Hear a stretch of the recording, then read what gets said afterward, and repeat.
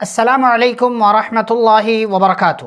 معزز ناظرین، محترم سامعین، گفتگو چل رہی ہے فتح مکہ کے حوالے سے۔ بات یہاں تک پہنچی تھی کہ ابو سفیان نبی صلی اللہ علیہ وسلم کے پاس آ کر مدینہ آ کر کے واپس مکہ جا چکے ہیں اور مکہ والوں کے درمیان اپنی بات رکھ چکے ہیں۔ ادھر پیارے رسول صلی اللہ علیہ وسلم نے مکہ پر حملہ کرنے کی تیاریاں کرنا شروع کر دیا کہ کفار مکہ پر حملہ کیا جائے، اور اس چیز کو آپ صلی اللہ علیہ وسلم نے راز میں رکھا، چھپا کر کے رکھا کہ کسی کو معلوم نہ ہو اور نہ ہی مکہ کے کافروں کو اس بات کی اطلاع ہو۔ چنانچہ آپ صلی اللہ علیہ وسلم نے اس چیز کو راز میں رکھتے ہوئے تیاری کرنا شروع کر دیا۔ اما عائشہ رضی اللہ تعالی عنہا سے کہا سامان وغیرہ تیار کر کے رکھ لو، اور آپ صلی اللہ علیہ وسلم نے اسی حکمت عملی کے پیش نظر صحابہ کی ایک چھوٹی سی جماعت کو ایک دوسرے علاقے کی طرف روانہ کر دیا تاکہ لوگوں کو یہ لگے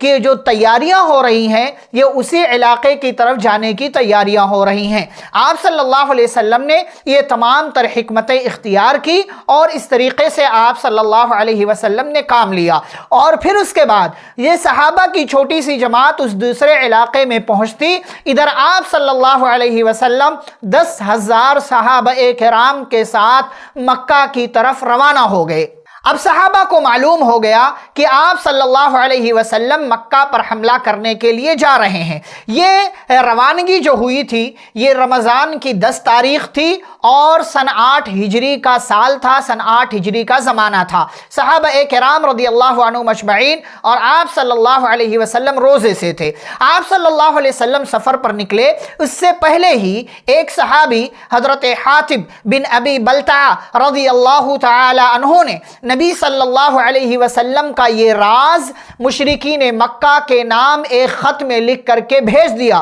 ایک عورت کو یہ خط روانہ کر دیا اور انہوں نے اس عورت کو یہ حکم دیا کہ مکہ والوں کو جا کر کے یہ خط دے دینا۔ آپ صلی اللہ علیہ وسلم کو وحی کے ذریعے اس کی اطلاع ملی۔ آپ صلی اللہ علیہ وسلم نے 4 صحابہ کو، حضرت علی، حضرت مقداد، حضرت زبیر بن عوام اور ابو مرثد غنوی رضی اللہ تعالیٰ عنہ مجمعین کو حکم دیا کہ جاؤ اس عورت کا پیچھا کرو، روضہ خاخ پر ملے گی اور اس عورت کے پاس ایک لیٹر ہے، ایک خط ہے، وہ لے کر کے چلے آنا۔ یہ صحابہ تیز رفتاری کے ساتھ گئے اور اس عورت سے جا کر کے ملاقات کر لی۔ اس عورت سے جب ملاقات ہوئی تو ان لوگوں نے کہا وہ خط دے دو، وہ لیٹر دے دو۔ عورت نے کہا میرے پاس کوئی لیٹر نہیں ہے۔ سامان وغیرہ کی تلاشی لی گئی تو واقعی کوئی خط سامنے نہیں آیا، لیکن بات تھی، الفاظ تھے محمد الرسول اللہ صلی اللہ علیہ وسلم کے، تو بات غلط نہیں ہو سکتی تھی، بات جھوٹ نہیں ہو سکتی تھی۔ اسی لیے صحابہ نے، ان لوگوں نے عورت سے کہا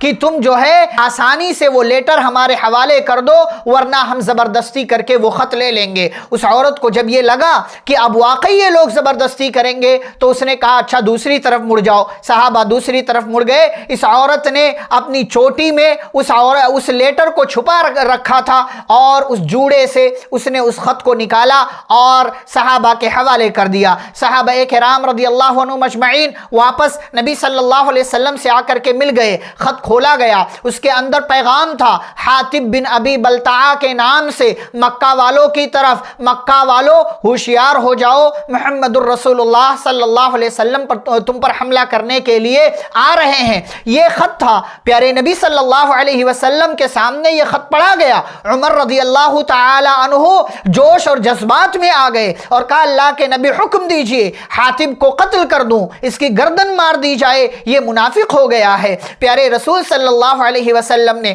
حاتب بن ابی بلتعہ رضی اللہ تعالی عنہ کو بلایا اور کہا حاتب یہ کیا معاملہ ہے، یہ کیا بات ہوئی؟ میں نے اس چیز کو راز میں رکھا اور تم نے ایک خط کے ذریعے مکہ والوں کو میرے راز کے بارے میں اطلاع دینے کی کوشش کی، وضاحت کرو یہ کیا مسئلہ ہے؟ حاتب بن ابی بلتعہ رضی اللہ تعالی عنہ نے جواب دیا اللہ کے نبی صلی اللہ علیہ وسلم مکہ میں میری جان پہچان کا کوئی نہیں ہے، باقی لوگوں کے تمام جو ہے دیگر خاندان والے موجود ہیں، ان کے دیگر لوگوں کی حفاظت ہو جاتی، میرے خاندان کا کوئی اور نہیں ہے، میرے بیوی بچے وہیں مکہ میں موجود ہیں، میں نے سوچا مکہ والوں پر احسان کر دوں، انہیں اس بارے میں اطلاع دے دوں تو اس احسان کے بدلے میرے گھر والوں کی وہ حفاظت کریں گے۔ پیارے نبی صلی اللہ علیہ وسلم نے یہ جواب سنا عمر رضی اللہ تعالیٰ عنہ کا وہ جملہ جب آپ نے سنا، عمر رضی اللہ عنہ نے کہا اللہ کے نبی حکم دیجئے اس کی گردن مار دی جائے، تو نبی صلی اللہ علیہ وسلم نے کہا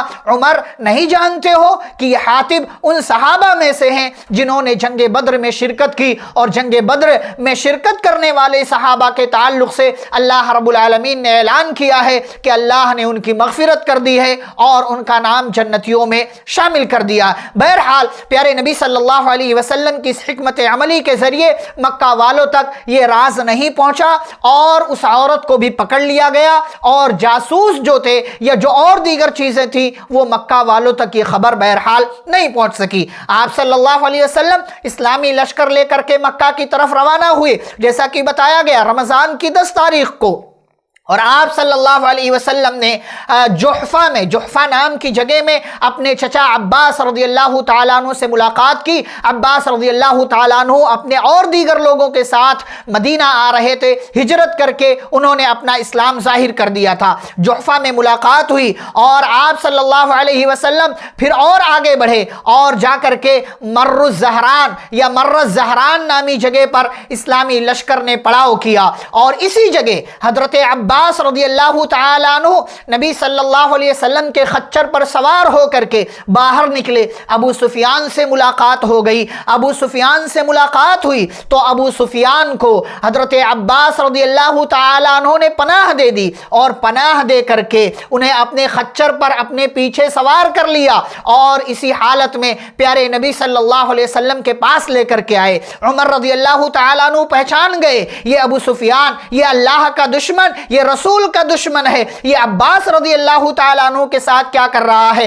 بہرحال حضرت عباس رضی اللہ تعالیٰ عنہ ابو سفیان کو لے کر کے پیارے نبی صلی اللہ علیہ وسلم کے پاس آ گئے، اور حضرت عباس رضی اللہ عنہ نے کہا اللہ کے نبی یہ ابو سفیان ہیں، میں نے ان کو پناہ دے دی ہے، اور اس معاشرے میں جس کو پناہ دے دیا جاتا تھا پھر اس کو کوئی قتل نہیں کر سکتا تھا اور اس پر حملہ نہیں کیا جا سکتا تھا۔ اللہ کے نبی علیہ السلام نے ابو سفیان کو اپنے سامنے بٹھایا، سوالات کیے، ابو سفیان تمہارے اوپر افسوس ہے، کیا ابھی وہ وقت نہیں آیا کہ یہ جان لو کہ اللہ کے سوا کوئی معبود نہیں ہے؟ ابو سفیان نے جواب دیا اے اللہ کے رسول، میں اگر کوئی اللہ کے سوا سچا معبود ہوتا تو آج تک اس نے میری مدد ضرور کی ہوتی، میں مان چکا ہوں، میں اس بات کی تصدیق کر رہا ہوں کہ اللہ کے سوا کوئی سچا معبود نہیں ہے۔ نبی صلی اللہ علیہ وسلم نے سوال کیا ابو سفیان کیا وہ وقت نہیں آیا کہ تم یہ بات مان لو کہ میں اللہ کا رسول ہوں، سچا رسول ہوں؟ ابو سفیان نے کہا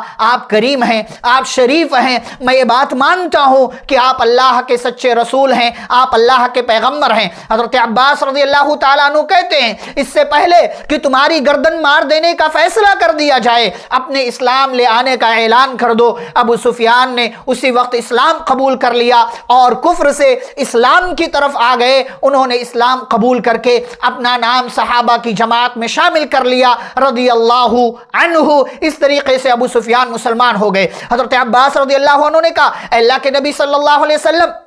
ابو سفیان بڑے اچھے آدمی ہیں، آپ انہیں کوئی اعزاز دے دیجئے، کوئی مقام دے دیجئے۔ آپ صلی اللہ علیہ وسلم چونکہ مکہ پر حملہ کرنے کے لیے جا رہے تھے اس لیے آپ نے ابو سفیان کے اسلام لے آنے کے بعد انہیں یہ اعزاز دے دیا، یہ مقام و مرتبہ دے دیا، کہا آج جو ابو سفیان کے گھر میں داخل ہو جائے اس کو امان ہے، جو اپنے گھر کا دروازہ بند کر لے اس پر امان ہے، اور جو مسجد حرام میں داخل ہو جائے اس کو بھی امان ہے۔ یہ آپ صلی اللہ علیہ وسلم نے اعلان کیا، اور ابو سفیان رضی اللہ تعالی عنہ کے گھر کو جائے امان قرار دے دیا کہ جو ابو سفیان کے گھر میں داخل ہو جائے اسے امان دے دیا جائے گا اور اس کو چھیڑا نہیں جائے گا، اس کو مارا نہیں جائے گا۔ اس کے بعد کے کیا حالات ہوئے، اسلامی لشکر مکہ میں کیسے داخل ہوا، آپ صلی اللہ علیہ وسلم نے وہاں پہنچ کر کے اور کیا کام کیے، ان ساری چیزوں کی تفصیل انشاءاللہ ہم اگلی ملاقات میں آپ کے سامنے رکھیں گے۔ والسلام علیکم